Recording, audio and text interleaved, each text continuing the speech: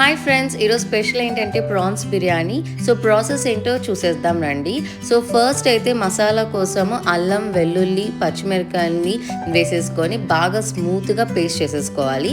So దీని తర్వాత ఏం చేయాలంటే ప్రాన్స్ని ఒక 3 to 4 టైమ్స్ అయితే వాష్ చేసేసుకోవాలి.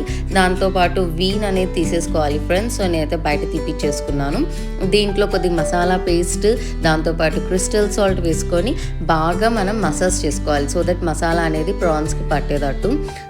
దీంతో పాటు మనం వేసుకోవాలంటే కొద్దిగా పసుపు వేసేసుకొని, దీంతో పాటు కొద్దిగా హాఫ్ లెమన్ కూడా స్క్వీజ్ చేసేసుకొని ఒక 30 minutes పక్కన పెట్టేసుకోవాలి.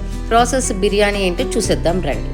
ఫస్ట్ అయితే మ్యారినేటెడ్ ప్రాన్స్, టమాటా ప్యూరీ, కొత్తిమీర, పుదీనా, చాప్డ్ ఆనియన్స్, గరం మసాలా, ధనియాల పొడి, కారం, spices, bay leaf and soak చేసుకున్న బాస్మతి రైస్.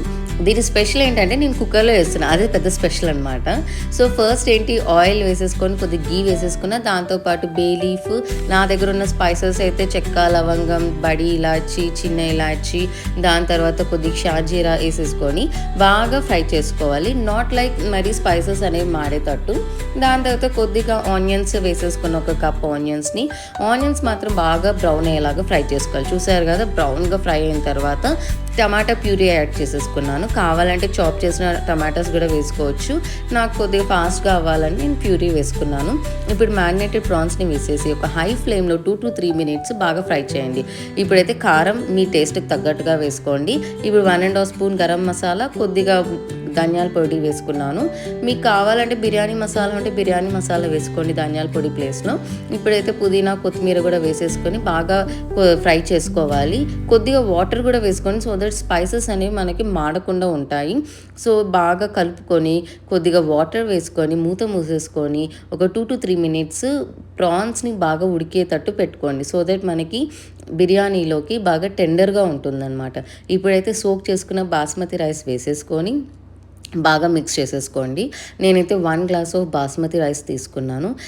వాటర్ అయితే మాత్రం నేను 1కి 1.5 వేసుకున్నాను. బికాజ్ నేను ఎక్కువసేపు సోక్ చేయలేదు. మీరు కొద్దిసేపు 10 to ఒక హాఫ్ అన్ అవర్ అన్న 10 to హాఫ్ అన్ అవర్ మీరు సోక్ చేసుకుంటే ఇట్స్ బెటర్.